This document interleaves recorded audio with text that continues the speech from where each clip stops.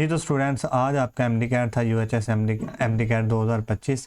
तो इस MD cat के बारे में कैसा था, कैसा इसका रिव्यू रहा, वो बच्चे दे रहे हैं, उसके बारे में बाद में बात करेंगे। पहले हम देख लेते हैं कि इसकी आंसर की को एक्सप्लेन कर लेते हैं, और वो भी केमिस्ट्री के पोर्शन की। मे भी इसके बाद मैं दूसरी भी अपलोड कर दूँ, बायो और फिज़िक्स की। तो सवालों की केमिस्ट्री पोर्शन के आंसर की तरफ चलते हैं।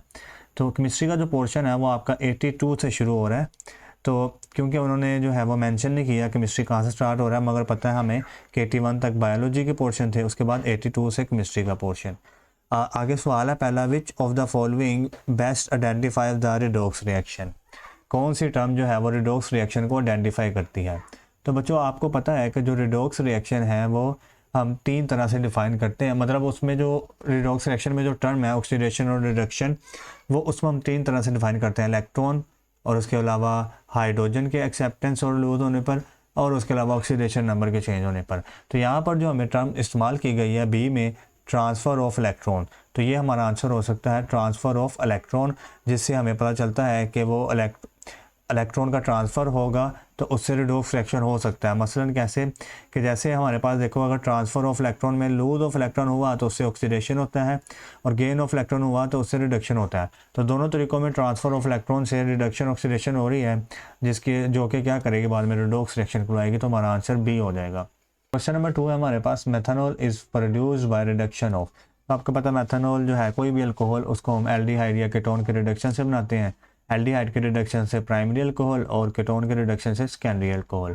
तो फॉर्म एल्डिहाइड जो है वो रिड्यूस होकर हमें मेथनॉल देगा, ये आपने याद रखना है। तो इसमें मेथनॉल हमें मिलेगी, ये वाली मेथनॉल।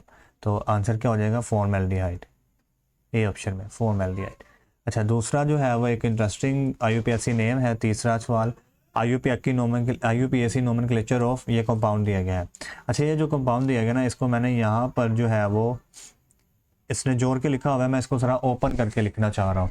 तो ओपन करके पता चलेगा कि इस कार्बन के साथ एक तरफ तो CH2Br लगा हुआ है, और बाकी सारी चारों तरफ जो है वो 3 CH3 के ग्रुप लगे हैं। तो वो मैंने लिख दिया 3 CH3 के ग्रुप। अब इसका जब नाम रखेंगे तो हमें पहले एक चेन सेलेक्ट करनी पड़ेगी। तो चेन सेलेक्ट करने के लिए हमने एक ये लंबी चेन सेलेक्ट कर ली।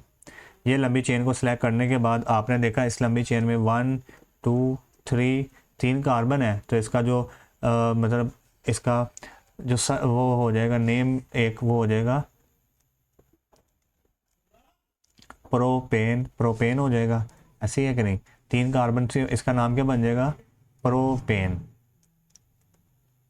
और इस प्रोपेन के बाद जो ब्रोमीन लगा है वो पहले कार्बन पर लगा है, और 2 मिथाइल ग्रुप लगे हैं वो दूसरे कार्बन पर लिखे हैं। तो हम इसका नाम क्या रखेंगे,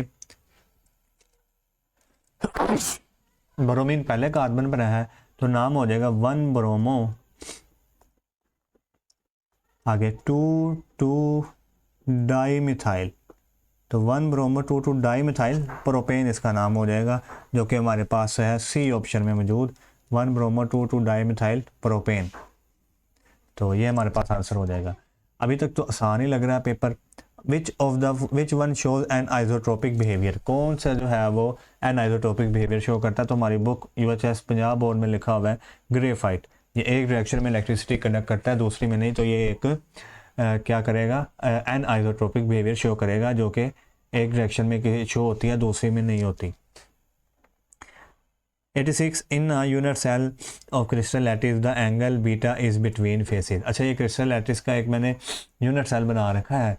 तो इसके बुक में, पंजाब के बुक में भी इनको उन्होंने मेंशन किया है कि जो ये A और ये जो C साइड है, इसके अंदर ये जो एंगल है वो बीटा कहलाता है। तो हमारा आंसर यहाँ पर क्या होगा, C एंड A। तो उसने यही पूछा था बीटा एंगल किन दो साइड्स के दरमियान होता है। अच्छा जी, आगे जो है एक थोड़ा कंट्रोवर्शियल जो है वो टॉपिक कह लें, या फिर ये कह लें कि आपके लेवल पर ठीक था। तो सवाल है, pick the crystalline solid. Crystalline solid को बताएं कौन सा है। तो इनमें से जो दिया गया है, कॉपर तो कभी भी क्रिस्टलाइन सॉलिड नहीं हो सकता, क्योंकि ये तो एक मेटल है। उसके अलावा मेटालिक सॉलिड है ना कॉपर। अच्छा, उसके अलावा जो है वो हमारे पास है उसने सिरेमिक्स, सीमेंट और कंक्रीट। अच्छा, इसमें से जो है वो सिरेमिक्स जो है वो क्रिस्टलाइन होता है, मगर वो भी सिरेमिक्स जो है वो सारे क्रिस्टलाइन नहीं होते, मगर मोस्टली कह सकते हैं कि क्रिस्टलाइन होता है, तो हम ये ऑप्शन की तरफ जाएंगे। उसके बाद the number of unpaired electron in boron in ground state is are.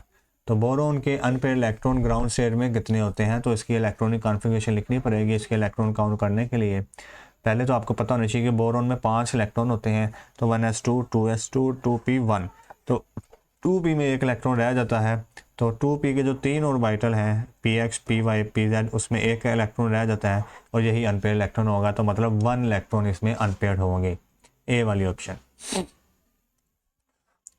उसके बाद हमारे पास है 89 सवाल और उसमें वो कह रहा है chlorination of benzene in the presence of FeCl3 involves mechanism of. Chlorination of benzene में कौन सा मैकेनिज्म इस्तेमाल होता है, तो आपको मैकेनिज्म पता होना चाहिए क्लोरीनेशन ऑफ बेंजीन। तो ज़्यादातर तो बेंजीन इलेक्ट्रोफिलिक सब्स्टिट्यूशन रिएक्शन ही देते हैं, तो ये वही मैकेनिज्म है। इसमें होता क्या है कि आप जानते हैं, आप इतनी तैयारी करके आपको पता ही है कि बेंजीन इसके साथ क्लोरीन अटैच होती है और इसके साथ फिर FeCl3 की मौजूदगी में ये क्लोरोबेंजीन बना देती है, साथ HCl और FeCl3 बनता है। ये रिएक्शन जो है वो 2 स्टेप्स में होता है। पहले स्टेप में क्या होता है कि FeCl3 Cl2 से रिएक्ट करके FeCl4- और एक इलेक्ट्रोफाइल Cl+ बना देता है, और यही इलेक्ट्रोफाइल जो है वो नेक्स्ट स्टेप में बेंजीन पे अटैक करता है और उसके साथ हाइड्रोजन को सब्स्टिट्यूट करके खुद वहाँ पर अटैक हो जाता है। तो ये कहलाता है इलेक्ट्रोफिलिक सब्स्टिट्यूशन मैकेनिज्म। तो इसका आंसर होगा बी में, इलेक्ट्रोफिलिक सब्स्टिट्यूशन मैकेनिज्म। अच्छा, आगे जो है हमारे पास वो कह रहा है element with the element with the smallest value of ionisation energy, मतलब छोटी आयनाइजेशन एनर्जी की सबसे कम वैल्यू किसकी होगी। तो आपको पता है कि आयनाइजेशन एनर्जी जो है वो पीरियड में लेफ्ट से राइट जाते हुए जो है वो इंक्रीज होती है। मतलब अगर हम ऊपर वाले सिर्फ तीनों एलिमेंट्स में देखें तो सबसे कम जो है आयनाइजेशन एनर्जी की वैल्यू लिथियम की होगी, ठीक है, तो इसकी सबसे कम होगी। मगर हम दूसरी तरफ ये भी जानते हैं कि जैसे हम ग्रुप में ऊपर से नीचे की तरफ आएँ तो आयनाइजेशन एनर्जी की वैल्यू जो है वो कम होती जाती है। तो मतलब सबसे कम फिर सबसे लास्ट वाले एलिमेंट की होगी जो कि ग्रुप में सबसे नीचे है, तो बेरियम की सबसे छोटी होगी। तो ये हमारे पास जो ऑप्शन है उसमें बेरियम मौजूद है। ऑप्शंस को देखते हुए मैंने ये एलिमेंट्स ड्रा किए थे, तो इसमें बेरियम मौजूद है जिसकी आयनाइजेशन एनर्जी सबसे कम होगी। 5वां सवाल है मतलब 91 carboxylic acid reacts with ammonia to form ammonium salt which on heating produce. अच्छा, ये जो कार्बोक्सिलिक एसिड है, ये समझ लिया कार्बोक्सिलिक एसिड है, इसको अमोनिया से रिएक्ट किया तो इसने एक अमोनियम साल्ट बना दिया। ये एक अमोनियम साल्ट जिस पे NH4+ आ जाता है, और इसको जब हम हीट करते हैं तो हीट करने से ये एक अमाइड बना देता है। क्या बनाता है? एमाइड, जिसके अंदर जो है वो NH2 ग्रुप आ जाता है, एमाइड बना देता है, एसिड अमाइड इसको कहते हैं। तो ये हमारा पास आंसर हो जाएगा इसका एमाइड। नेक्स्ट हमारे पास क्वेश्चन है, question number 92, value of R gas constant in joule mole per kelvin is.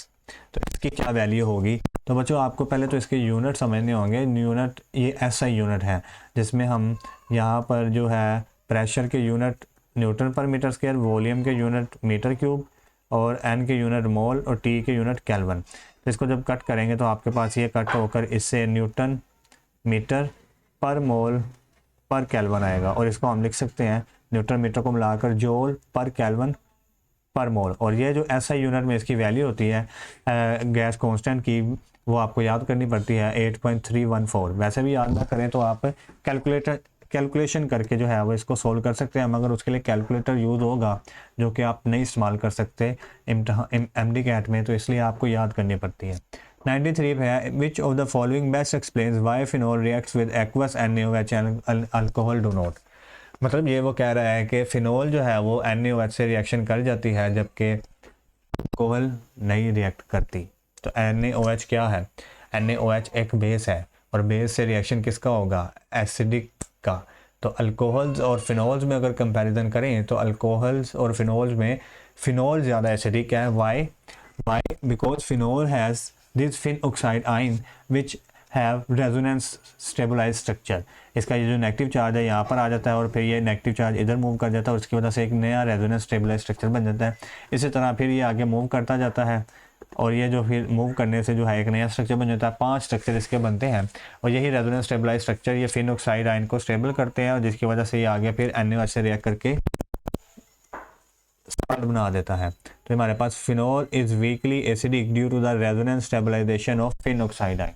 तो ये एसिडिक है तो ये बेस से रिएक्शन कर जाता है, जबकि अल्कोहल इतनी एसिडिक नहीं होती और फिनोल से भी कम जो है वो एसिडिक करेक्टर शो करते हैं। मतलब उसमें तो एसिडिक करेक्टर होता ही नहीं है एक्चुअली अल्कोहल्स में। अच्छा, जो नेक्स्ट क्वेश्चन है हमारे पास वो कह रहा है in propene pi bond is form by the sideways overlap. आपको ये बात याद होनी चाहिए कि जो पाई बॉन्ड है, पाई बॉन्ड ये हमेशा बनता है अनहाइब्रिडाइज p ऑर्बिटल से, अनहाइब्रिडाइज p ऑर्बिटल से, p ऑर्बिटल से बनता है, नॉट विद द sp2 और sp हाइब्रिडाइज ऑर्बिटल। यहाँ पर जो बच्चों ने देखा होगा प्रोपीन है, तो प्रोपीन में जो है डबल बॉन्ड है तो वो उसमें sp2 आ जाता है ऑर्बिटल, तो ये sp2 हाइब्रिड ऑर्बिटल से बनेगा, बिल्कुल भी नहीं।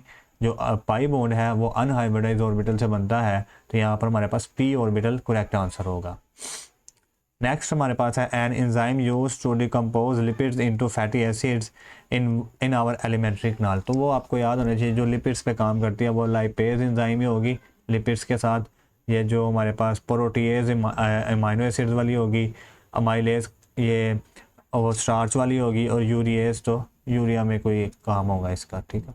तो नाम से आपको पता चल जाता है इसका। तो सवाल तो अभी तक आसान ही है, इतना मतलब मॉडरेट लेवल का पेपर है। Molecules having 1 lone pair and 3 bone pairs have geometry shape। तो ये हमारे पास एक ऐसा मोलिकूल है जिसमें एक लोन पेयर और 3 बोन पेयर होते हैं। और इसकी अगर मैं मिसाल दूं तो आप मिसाल बखूबी, बहुत फेमस मिसाल है नाइट्रोजन NH3 जो कि अमोनिया गैस, और इसकी जो शेप होती है उसमें 3 जो है वो बोन पेयर और एक लोन पेयर, और इसकी शेप का नाम क्या है, ट्राइगोनल पायरामिडल। ट्राइगोनल पायरामिडल इस तरह की शेप का नाम होगा जिसमें 3 लोन पेयर, बोन पेयर और एक लोन पेयर होगा, ट्राइगोनल पायरामिडल। जी, तो अभी तक तो पेपर मुझे यही लग रहा है कि जो मॉडरेट टाइप का था, मतलब एक कंसेप्चुअल टाइप एमसीक्यूज कह सकते हैं, मतलब पूरे रट्टा बेस एमसीक्यूज नहीं है, एक अच्छे एमसीक्यूज जो है उन्होंने डाले हैं। ये वाला एक एमसीक्यूज भी अच्छा है कि conversion of dihaloalkanes into alkyne do not involve. ये जो हमारे पास है 1,2 डाइब्रोमो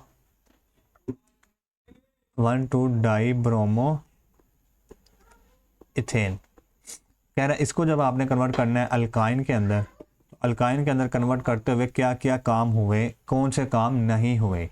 एक हमारे पास ऑप्शन है, क्या इसमें एडिशन नहीं हुई, क्या एलिमिनेशन नहीं हुई, क्या बेस नहीं इस्तेमाल हुआ, क्या हीट नहीं इस्तेमाल हुई। तो जब आप देखते हैं इस तरह के रिएक्शन के लिए आप बखूबी बेस तो इस्तेमाल करते ही हैं, मतलब कोई KOH NaOH बेस इस्तेमाल करते हैं, साथ में हीट भी, कोई टेम्परेचर भी देते हैं इसको, और साथ में फिर जो है यहाँ से अगर आप देखें तो ये जो है वो Br ब्रोमाइड और हैलोजन ये एलिमिनेट भी होते हैं किस फॉर्म में, KBr और वाटर की फॉर्म में।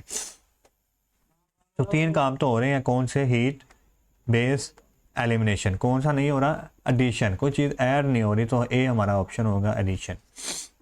नेक्स्ट हमारे पास आंसर है majority of the reactions taking place at ordinary temperature with delta H minus। तो जिसका डेल्टा H माइनस है आप बखूबी जानते हैं वो एक्सोथर्मिक रिएक्शन कहलाता है, ए ऑप्शन होगी हमारे पास। अच्छा, ये वाला सवाल जो वो एक बहुत ही easy, which of the following is a coinage metal. तो कॉइनेज मेटल होता है कॉपर वाले ग्रुप, और इसमें दिया भी कॉपर है उसने, तो कॉपर जो है वो कॉइनेज मेटल के तौर पर काम करता है।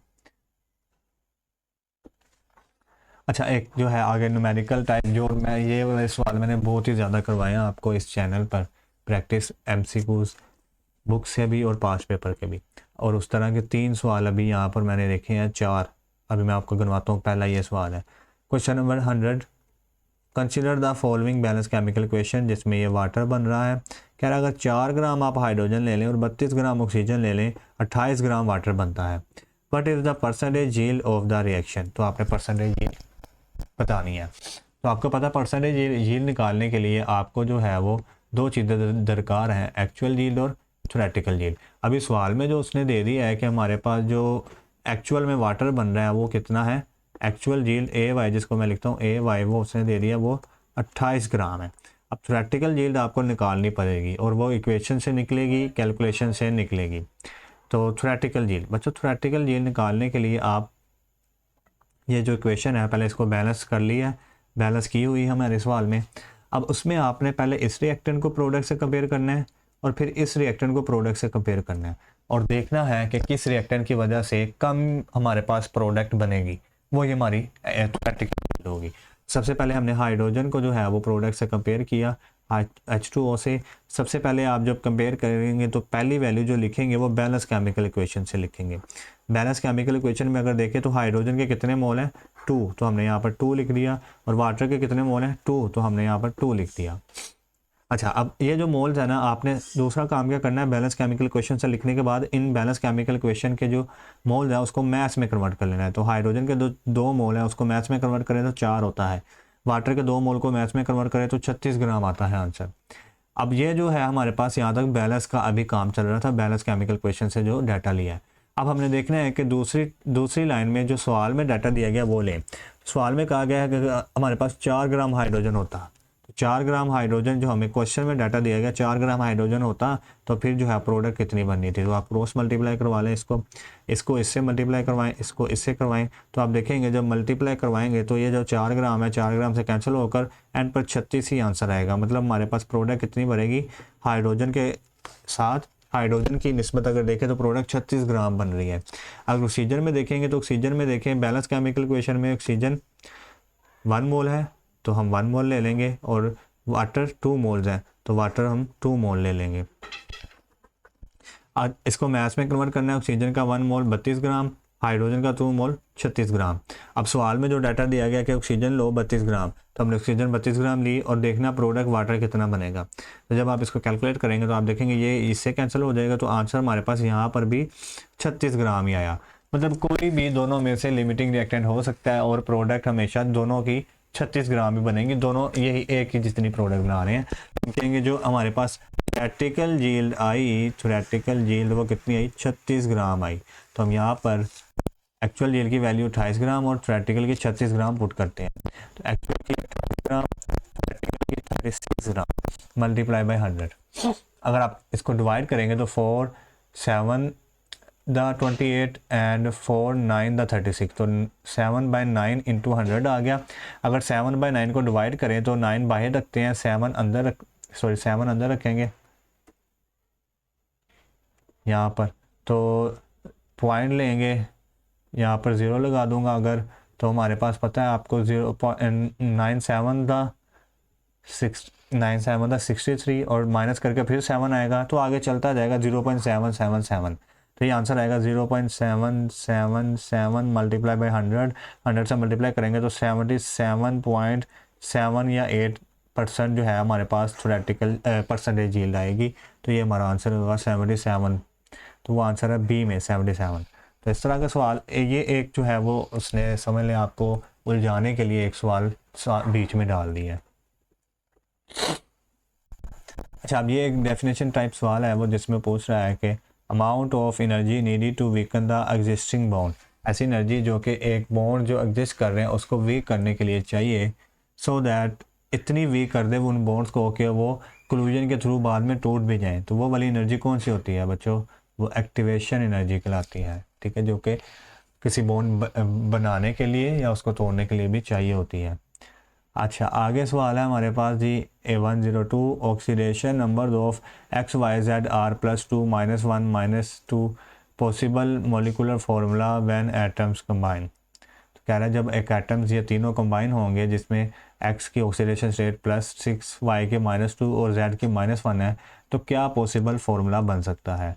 तो बच्चों इसको पॉसिबल फार्मूला बनाने के लिए आपने ये देखना है कि जब हम इनकी ऑक्सीडेशन स्टेट को प्लस माइनस करें तो फिर ये 0 आंसर आए। तो वो तभी आएगा जब आप देखेंगे कि यहाँ पर ऑक्सीडेशन स्टेट अगर हम x को जो है वो 1 ही ले लें, y को भी 2 लें और z को भी 2 लें, तो x की 1 ऑक्सीडेशन, एक एटम की ऑक्सीडेशन स्टेट +6, यहाँ पर 2 इंटू वाई की एक एटम की oxidation state -2 plus 2 into Z की एक ऑक्सीडेशन स्टेट -1 +6 2 इंटू 2 4 -4 -2, तो ये हमारे पास आ जाएगा 0 आंसर। तो मतलब ये कि अगर जब आप x को जो है वो 1 लें, y को 2 लें और z को भी 2 लें, तो फिर आपका ये पॉसिबल फार्मूला बन सकता है, जो कि हमारे पास बी ऑप्शन में था।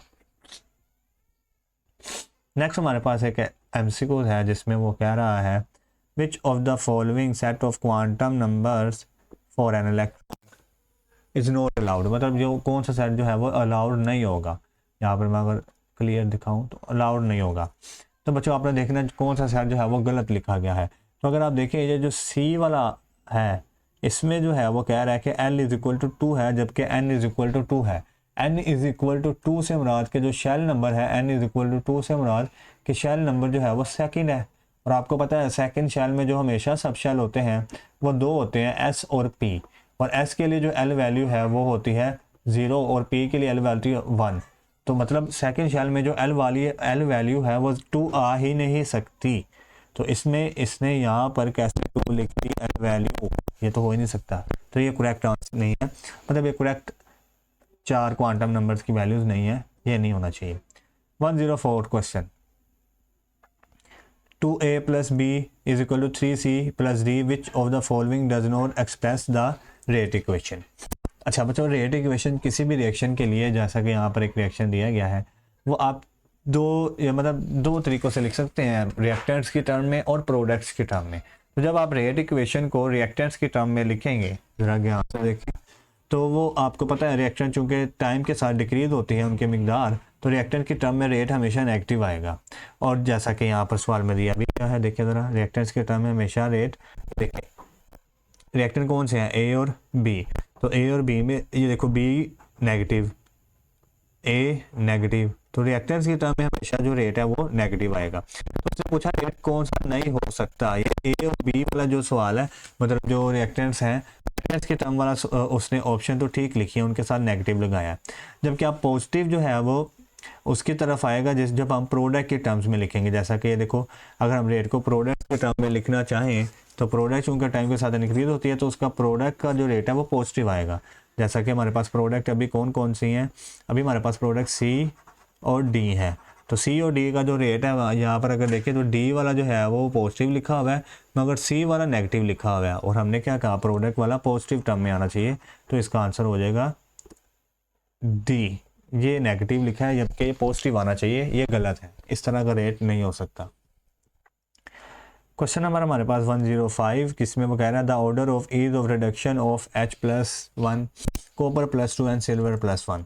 तो बच्चों जो रिडक्शन का आसानी वो कह रहा है कि किस तरह किसकी सबसे ज़्यादा रिडक्शन अच्छे से हो सकती है, ईज किसको है। तो बच्चों रिडक्शन की हम रिडक्शन पोटेंशियल से चल सकता है, जिसका रिडक्शन पोटेंशियल ज़्यादा होगा उसकी ज़्यादा ईज ऑफ रिडक्शन होगी। तो अगर आप रिडक्शन पोटेंशियल देखें तो ऊपर से नीचे आते हुए जो है रिडक्शन पोटेंशियल बढ़ता है, जिसमें हाइड्रोजन का 0, कॉपर +2 का 0.529 और सिल्वर का 0.799। तो सबसे ज़्यादा जो है वो सिल्वर की रिडक्शन पोटेंशियल होगी, फिर कॉपर की और फिर हाइड्रोजन की, इसमें +1 और +2। तो हमारे पास जो ऑप्शन है तो वो हो जाएगी सी में। 106 acetaldehyde undergoes oxidation to produce acetic acid in the reaction oxidising agent used is. तो बच्चों ऑक्सीडाइजिंग एजेंट ऑक्सीडेशन के लिए जो हम इस्तेमाल करते हैं जनरली वो पोटाशियम डाइक्रोमेट, KMnO4 या पोटाशियम क्रोमेट को भी इस्तेमाल करते हैं। तो कुछ भी इस्तेमाल कर सकते हैं, K2CrO4 भी इस्तेमाल कर सकते हैं, वही मैं कह रहा था K2Cr2O7। तो यहाँ पर हमारे पास जो है वो हमारे पास इन तीनों में से जो ऑप्शन मौजूद है वो पोटाशियम डाइक्रोमेट, तो ये हमारे पास ऑक्सीडेशन के लिए इस्तेमाल होता है, जिसमें हम ये एल्डिहाइड को एसिड में कन्वर्ट करते हैं और ऑक्सीडाइज करवाते हैं। अच्छा, ये एक अच्छा सवाल था जिसमें आपको मैंने ये एक फुल लेंथ पेपर, मतलब एक 1 शॉर्ट लेक्चर लिक्विड्स का उसमें भी पढ़ाया था जी। विच ऑफ द फॉलोइंग, वो कह रहा है सवाल में which of the following has higher vapour pressure, किसका वेपर प्रेशर हायर होगा। बच्चों आपने ये याद रख लेना है कि जो वेपर प्रेशर है वो वेपर प्रेशर वो इन्वर्सली प्रोपोर्शनल है इंटरमोलिकुलर फोर्सेस के, IMF के। जिसमें इंटरमोलिकुलर फोर्सेस ज़्यादा हुई उसका वेपर प्रेशर जो है वो सॉरी इन्वर्सली नहीं, डायरेक्टली प्रोपोर्शनल है, जिसमें इंटरमोलिकुलर फोर्सेस ज़्यादा, सॉरी इन्वर्सली ही प्रोपोर्शनल है, इन्वर्सली प्रोपोर्शनल मतलब कि जिसमें इंटरमोलिकुलर फोर्सेस ज़्यादा हुई उसका वेपर प्रेशर सबसे कम होगा, आपने याद रख लेना है। इसमें इंटरमोलिकुलर फोर्सेस ज़्यादा हुई, वेपर प्रेशर कम होगा। यहाँ पर उसने पूछा है कि वेपर प्रेशर ज़्यादा किस में होगा, हायर, तो हायर उसमें होगा जिसमें इंटरमोलिकुलर फोर्सेस सबसे कम होंगी। तो अगर देखें तो ए वाली ऑप्शन में जो है हमारे पास है एसीटोन। एसीटोन का अगर फॉर्मूला देखें तो वो ये वाला होता है फॉर्मूला इसका, सॉरी ये वाला फॉर्मूला, तो ये एक पोलर है, पोलर में ज़्यादा इंटरमोलिकुलर फोर्सेस होती हैं। इसी तरह जो है वो एसिड एल्डिहाइड, ये भी एक पोलर है, इसमें भी ज़्यादा इंटरमोलिकुलर फोर्सेस जो होती है, हमें तो वो ढूंढना है जिसमें कम इंटरमोलिकुलर फोर्सेस हो।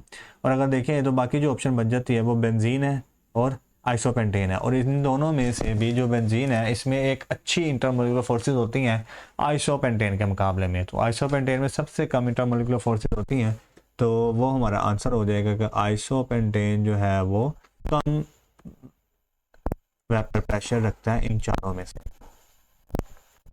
अच्छा, एक अच्छा सवाल आगे फिर कह रहा है जी, terminal alkynes show acidic character due to, terminal alkynes जो है वो एसिडिक होती हैं, वाई। बच्चों इसका आंसर आप बुक में बहुत अच्छे से पढ़ के आए हैं कि जो टर्मिनल अल्काइंस होती हैं, जैसा कि मैं आपको यहाँ पर अभी बताऊँ, टर्मिनल अल्काइन से मुराद होता है कि एक जो अल्काइन है जिसमें कार्बन ट्रिपली बॉन्डेड है वो एक कोने पर आ जाए इस तरह का, ठीक है। तो इसमें क्या होता है कि जो कार्बन है जो कि कोने पर होता है, टर्मिनल कार्बन, ये ट्रिपली बॉन्डेड होता है, मतलब sp हाइब्रिडाइज होता है।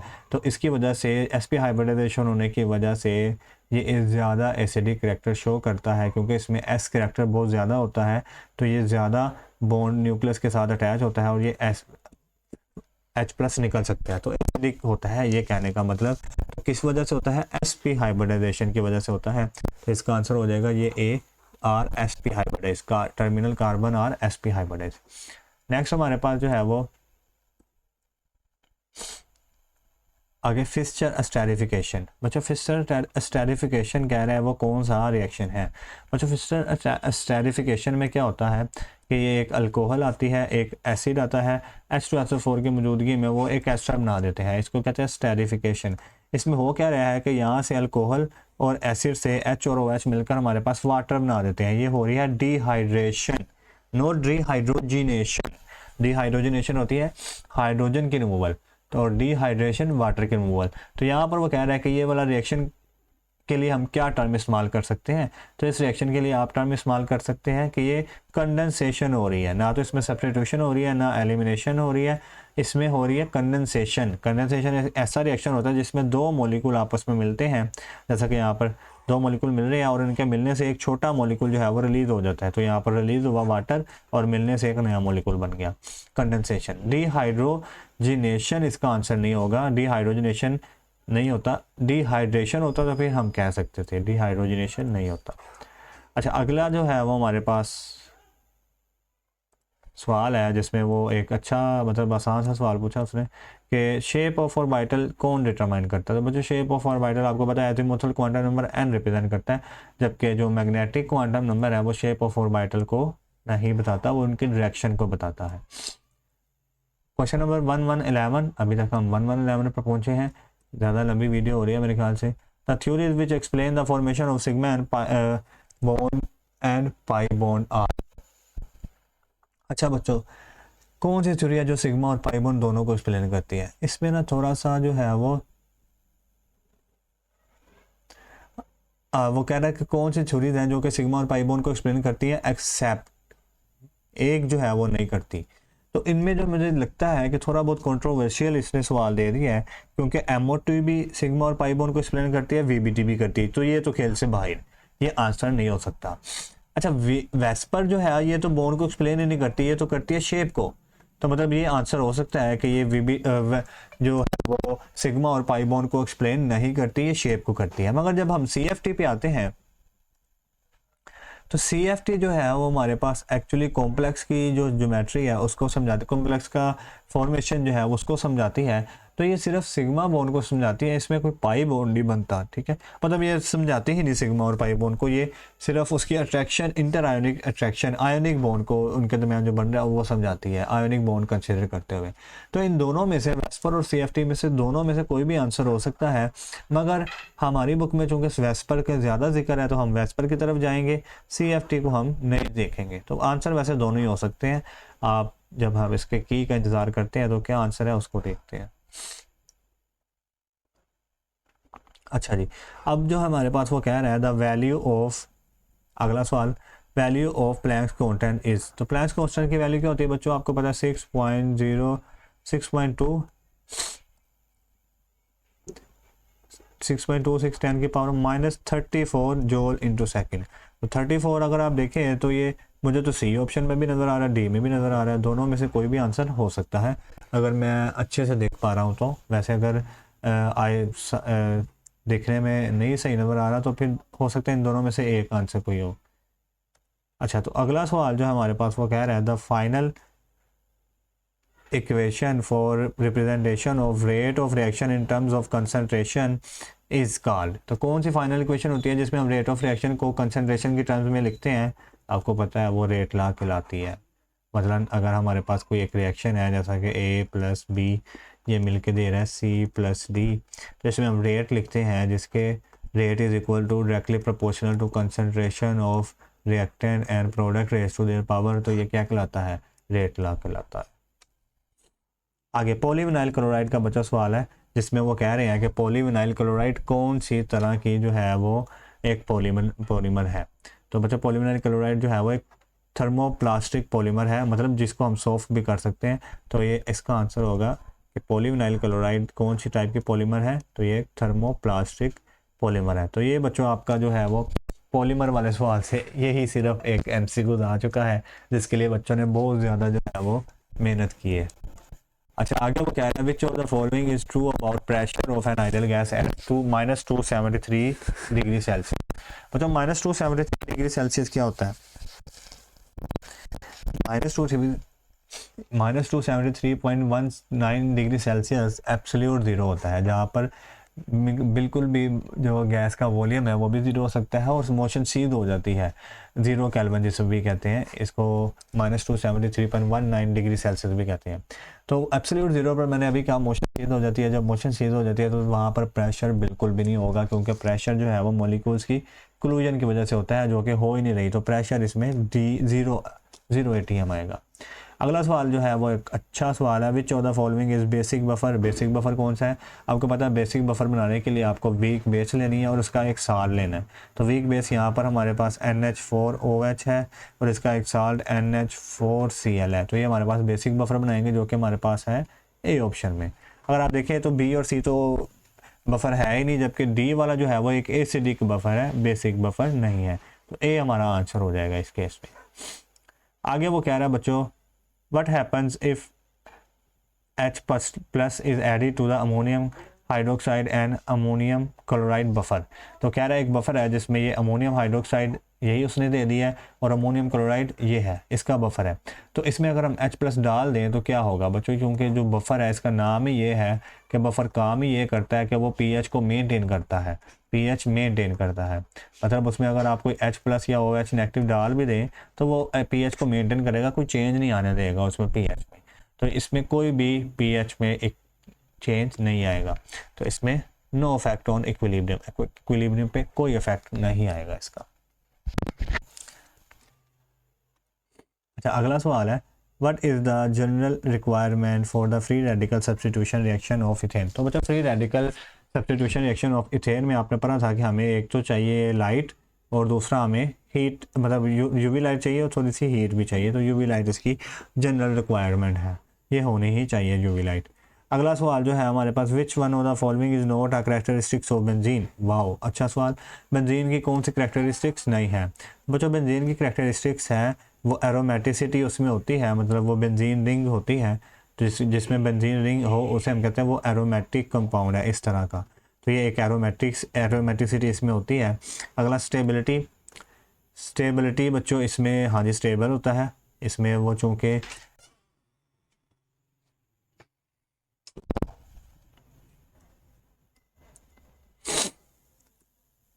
जी, इसमें चूंकि वो रेजोनेंस पाई जाती है डीलोकलाइज इलेक्ट्रॉन, तो ये स्टेबल होते हैं। उसके बाद टू फॉलो हकल रूल, बिल्कुल हकल रूल को ये फॉलो करता है। हकल रूल क्या होता है बच्चों, आपके लेवल पर इसको समझने की ज़रूरत है नहीं, है तो नहीं, मगर मैं बता देता हूँ। हकल रूल कहते हैं ऐसे इलेक्ट्रॉन, ऐसे एरोमेटिक कंपाउंड को जिसमें 4n+2 इलेक्ट्रॉन हो, पाई इलेक्ट्रॉन, ठीक है। तो अभी आप ये समझ लें कि हकल रूल को ये फॉलो करता है। ये आगे डी ऑप्शन है कि हाई रिएक्टिविटी, ये बिल्कुल इनकरेक्ट ऑप्शन है, इसमें रिएक्टिविटी इसकी लो होती है, इसी वजह से सिर्फ ये इलेक्ट्रोफिलिक रिएक्शन देते हैं। न्यूक्लियोफिलिक के लिए हमें कंडीशंस अप्लाई करनी पड़ती हैं। नेक्स्ट बच्चों सवाल है हमारे पास कि correct arrangement of orbitals according to the size of hybridized orbital. अच्छा, ये एक अच्छा सवाल था जिसमें मैं कहता हूँ पूरे जो है वो पेपर में ये एक अच्छा सवाल मुझे लगा। कह रहा है हाइब्रिडाइज ऑर्बिटल्स जो है वो sp sp2 sp3 इसमें क्या साइज़ की अरेंजमेंट है। तो बच्चों समझ लें कि जो साइज़ है ना हाइब्रिडाइज ऑर्बिटल का, वो डायरेक्टली रिलेट करता है एस करेक्टर पे। जिसका एस करेक्टर ज़्यादा होगा उसका साइज़ कम होगा, सीधी सी मैं बात बता रहा हूँ। तो एस करेक्टर का जो ऑर्डर है वो ये वाला है परसेंटेज एस करेक्टर का, जिसमें इसमें 50% एस होता है, इसमें 33 और इसमें 25%। तो अभी मैंने क्या कहा कि जिसका परसेंटेज एस करेक्टर ज़्यादा उसमें जो है वो साइज़ उसका कम होगा। तो मतलब जो है वो sp3 का साइज़ सबसे बड़ा, फिर sp2 का, और फिर sp का साइज़ सबसे छोटा होगा। इसकी वजह यह है कि जिसका परसेंटेज एस करेक्टर ज़्यादा उसमें s ज़्यादा होता है और वो न्यूक्लियस के करीब ज़्यादा होता है। s तो न्यूक्लियस उसको खींच सकता है, तो उसका साइज़ छोटा रह जाता है। फिर नहीं समझ आई होगी, कोई बात नहीं। अभी आपको आंसर ये देखें ज़रा, sp3 फिर sp2 और sp, ये हमारे पास है। आगे जी कंसिडर द इक्वेशन, ये हमारे पास एक इक्वेशन है। वो कह रहा है what volume of hydrogen is required to produce 1 mole of water at standard temperature and pressure. तो बच्चा स्टैंडर्ड टेम्परेचर और प्रेशर ST पेपर आपने बताना है कि जो हमारे पास हाइड्रोजन कितनी चाहिए होगी अगर हमें जो है वो 1 मोल वाटर बनाना है, तो हाइड्रोजन कितनी चाहिए होगी।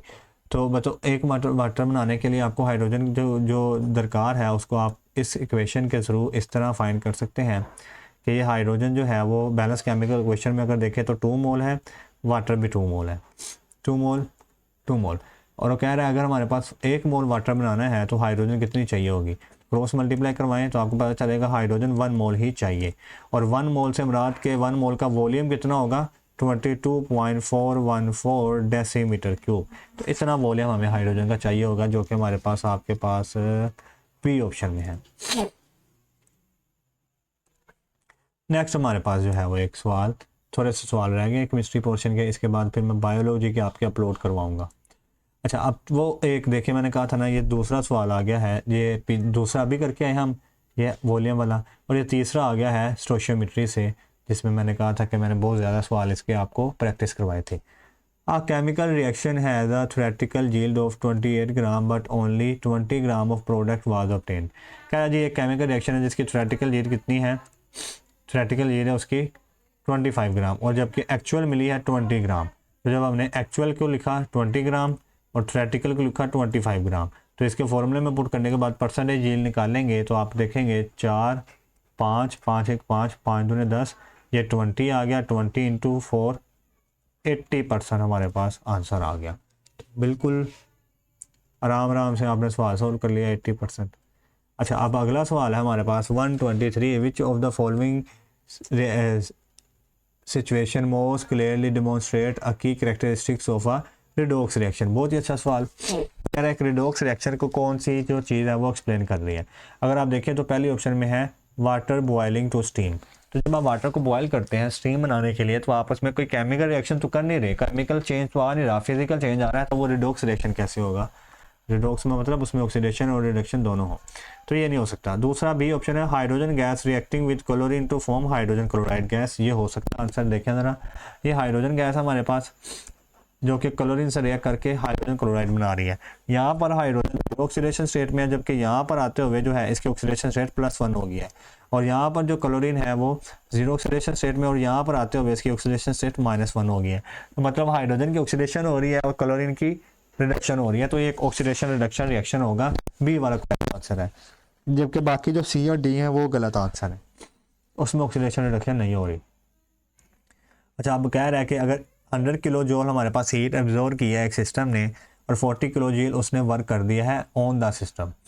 Work done on the system हुआ है, तो work done on the system से मुराद कि वो पॉजिटिव में ही होगा। वर्क डन जो है हमारे पास किस में आएगा, पॉजिटिव में आएगा। यहाँ पर वर्क डन जो है वो हमारे पास किस में आएगा, प्लस 40 किलो जूल। तो अब वो कह रहा है इसमें कितना इंटरनल एनर्जी में चेंज आया। तो बच्चों क्यू हीट जो उसने एब्जॉर्ब की है वो की 100 किलो जूल माइनस प्लस का जो है वो वर्क डन 40, तो कितना आ गया बच्चों, जल्दी से बताओ ज़रा, 140 इसका आंसर आ गया प्लस का। तो हमारे पास आंसर जो आया वो क्या आया, 140, डी ऑप्शन 140। ठीक है, 140 किलो जूल पर मोल। अगला जो है हमारे पास सवाल है वो कह रहा है, हमारे पास जो अगला सवाल है वो कह रहा है उसमें कि एक number of unpaired electron present in the ground state Fe+3 atomic number Fe का 26 है।